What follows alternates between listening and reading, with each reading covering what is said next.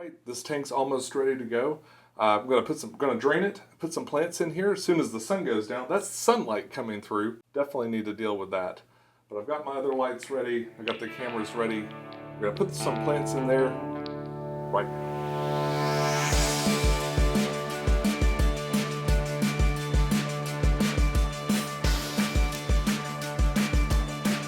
Hey YouTube, this is Pecktec, and this is part 2 where I put some plants in. Now I've picked some different kinds of plants. Some plants are ones that I bought specifically for this. I tried to get things that I haven't gotten before. I wanted to just try some new plants. Supposedly dirt does so much better, so why not throw some more challenging plants and other things in that I haven't used before. A lot of the plants I have are just ones I bought that ended up working. If a plant works and does well, it propagates and you never need to buy that plant again. It just kind of goes and goes and goes. I want to try some plants that haven't done that for me before and some challenging plants that I've been able to grow under special circumstances. I'm speaking about a Vesuvius sword. A lot of you guys like that corkscrew kind of sword, and it's nice, but you usually have to have root tabs to really have it do well. We're going to see if this is basically a root tab across the entire bottom of the tank, so we're going to see if this makes a big difference. I might not do it all today. I'm going to try to plant it as much as I can. We're going to take a look at this tank and we're going to get rolling right now.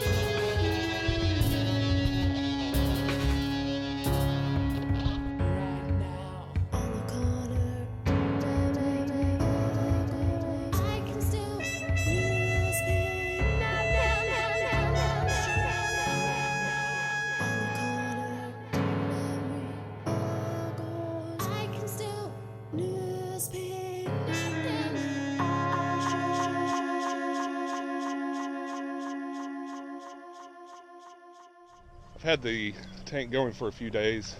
I left the camera on upstairs, so I'm just going to run around with my GoPro session, see how that does today. This weekend is Kerrigan's birthday, so I'm not really supposed to spend any money on me, and that's fine. Yeah, that's cool. But there's a couple of things I need before this tank gets too far gone. Now, a new tank, what I generally do is just ignore it. So this tank has been going for a week. I've been shooting a little bit every day to kind of check its progress. I put this light on that I made a while back, and it's really pretty powerful, but it's highly directional, and it kind of just lights up the middle of the tank, not the front or the back, just the middle. And I need another one, but I can't spend any money. Now, I thought about I could go maybe to Home Depot and get some T5s or something like that, or I could probably order another set of those LEDs and make like a second fixture and just kind of add it to it. I haven't decided what I want to do, but for now I'm going to go to the aquarium. I took a little bit of water out of the aquarium, and I'm going to have them test it. I've got all those tests at home, but they do a couple of tests that I don't have tests for. Oh, yard sale. Ooh. There's some cool stuff back there.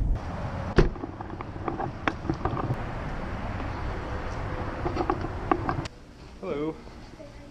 I'd like to get a water test, please. They make a saltwater one too? I really liked my fluorescent lights I used to have. I think LED lights are great, but man, I don't know if I can swing that. This looks like a cool deal. Maybe. Still a little pricey though. In the long run, this would probably be cheaper. Wow, it's got Wi-Fi. I don't know. I wish. We'll see. Alright, I am on the way back. I'm having to hurry because, like I said, we got birthday things to do for Kerrigan. She's going to be 16. Alright, so I got my test done. And I've got 0.25 ammonia. That's the lowest that will register. 0 nitrate. 7.2 pH. 140 general hardness, no salinity of chlorine, of course, and 2.4 carbonate hardness. Interesting. I also had her check the phosphate, and it's 5.0, which is really high, and the iron, which is 0.10. I don't know if that's high or not, but I wanted to check just for curiosity, because I added clay. That's why I wanted to check. Phosphate. Woo. That is Algae City. Algae City.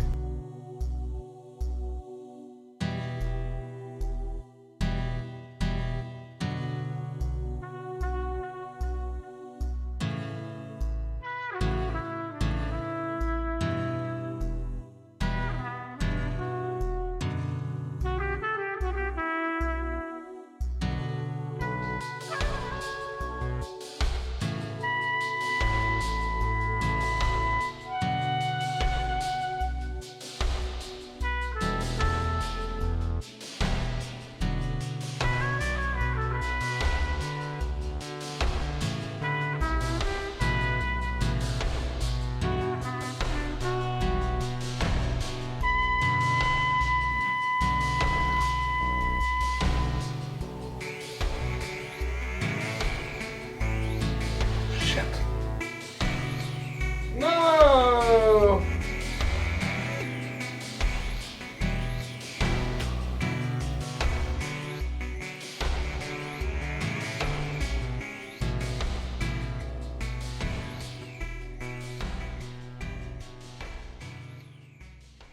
Okay, so the original plan for this tank was always to use the light bar that I made earlier last year. This DIY light bar is very bright, and it's also really directional. I noticed that the light seemed to sort of stay down the middle of the tank.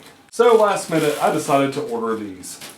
And I found a YouTube video that I thought was really great and informative about these floodlights, and I'm going to include a link down below. I encourage you to check it out and see what convinced me to buy them. This is basically the same colored light as the Cree LEDs that I use. It's a cool light. It runs about 6,500 Kelvin, a dense matrix LED light, and these things are dirt cheap. I mean, these are about $30-something a piece. I went ahead and got 2 of them. They're just the right width to go right behind the LED light bar. So between the 3 of these lights, it should be plenty bright. One caveat, and one thing I need to mention though, is these cords are really, really freakishly short. So you're going to want to buy probably an extension cord to hook up to these to make it fit. I've already included one right here behind the light bar, and you can see how much brighter it is just over the whole surface in the back. This really has a brighter spread, and it's pretty neat. So I'm going to go ahead and add one on the other side, and hopefully the plants love it. We'll see.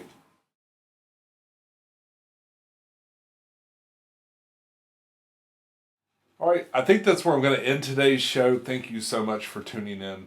The new lights are pretty interesting. I have no opinion on how well it grows plants at this point. I just got started. It's going to take a few weeks. If it's anything like this tank, this little tank anyway, it seemed like, I watched it really carefully this time, and it seemed like about 3 weeks to really start rolling. Now all the plants are starting to procreate. I can see new growth. That's the point I want to get to before I really add any more fish or anything like that. I'm in it for the long haul anyway. I've got more to do. I want to put some plants on this log and stuff, probably down through here. I just finished the fluval spec, the smaller one, and I've got that larger one to do, but I'm going to also break down these other 2. I'm going to break down one of the 2 gallons we have, and I'm going to break down the 5 gallon, and I'm going to take all the plants and stuff, and I'm going to put it in here. The 2 gallon, I might take the little tree that I kind of had going and set it up on the 5 gallon. I did a dirted tank for the 2 and a 2.6 gallon tank. It went pretty well. It's a whole different style than I usually do, so I'm a little kind of on the fence looking at it over here.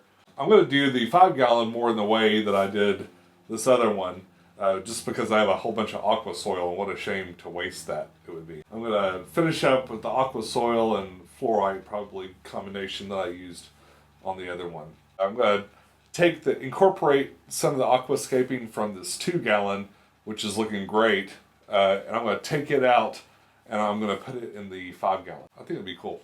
I think it'll look neat. I got a good idea for it. Alright, that's something to look forward to. We got the 2.6 gallon coming next week. Perhaps the 5 gallon the week after that, depending on how busy I am. It's a really busy time of year. I do want to say big thanks to Dustin for writing the dirted tank guide. It was very useful to help me get going in this. And there is a lot of things in there that I didn't include, like what type of plants you should get, different types of substrate options and all that. And he kind of goes through the pros and cons of all those things. I didn't include a lot of that because it wasn't just part of this journey. Please feel free to check that out or watch any of his videos. He talks about it all the time. I'm a dirt newbie and I freely admit that. Okay folks, follow your bliss. Keep a clean tank. Try some dirt. See you soon.